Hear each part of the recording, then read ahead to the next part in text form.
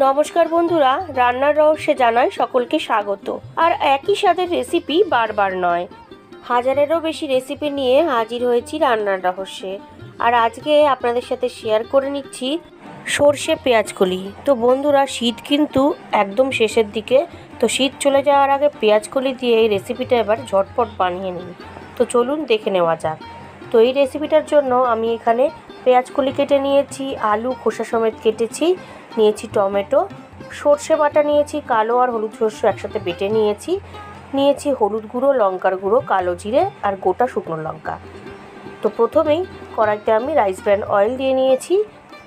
তেলটা গরম হয়ে গেছে, এবার দুটো শুকনো লঙ্কা ফাটিয়ে দিয়ে দিলাম আর হাফ টিস্পুন কালো জিরে দিয়ে দিলাম। দিয়ে ফোড়নটাকে একটু ফ্রাই করে নিচ্ছি। তো দেখুন ফোড়নটা কিন্তু ভেজে নিয়েছি। এবার কেটে রাখা আলুগুলো দিয়ে দিচ্ছি আর টমেটোটাও একসাথে দিয়ে দেবো। দিয়ে ভালো করে এবার একটু মিশিয়ে নিচ্ছি। মিশিয়ে নিয়ে এর মধ্যে আমি কাঁচা পাকা লঙ্কা দিয়ে দিলাম। এইবার 5 মিনিটের জন্য ঢাকা দিয়ে দিলাম। 5 মিনিট বাদে ফিরে এলাম। আপনারা দেখুন আলু টমেটো মোটামুটি কিন্তু সফট হয়ে গেছে।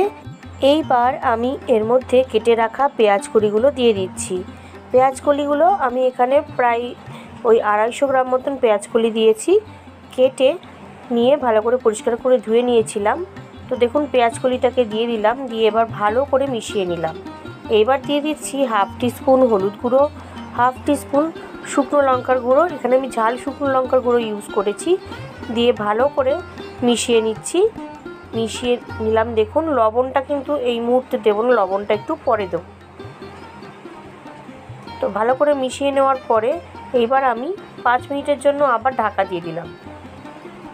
5 মিনিট বাদে ফিরে এলাম। আপনারা দেখুন আলু পেঁয়াজকলি কিন্তু খুব ভালো করে ভাজা হয়ে গেছে। আর এখানে আমি সামান্য লবণ অ্যাড করেছিলাম ঢাকা খোলার আগে। তো এইবার দিয়ে দিচ্ছি সর্ষে বাটা।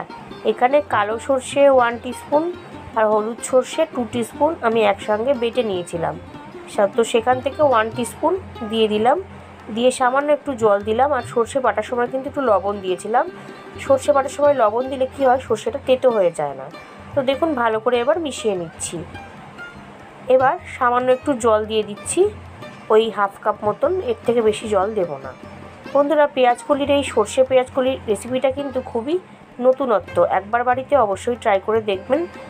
গরম ভাতের সাথে কিন্তু খুবই ভালো লাগে। তো এবার আমি আরও 3-4 মিনিটের জন্য ঢেকে দিলাম।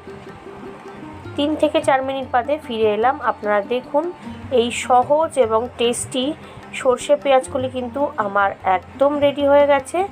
আর এরকম গা মাখাই হবে, এর থেকে বেশি গ্রেভি কিন্তু আমি রাখবো না। এইবার এটা গরম গরম সার্ভ করব।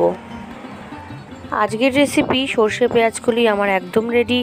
ভালো লাগলে বাড়িতে অবশ্যই ট্রাই করবেন ও টেস্টের আনন্দ নেবেন।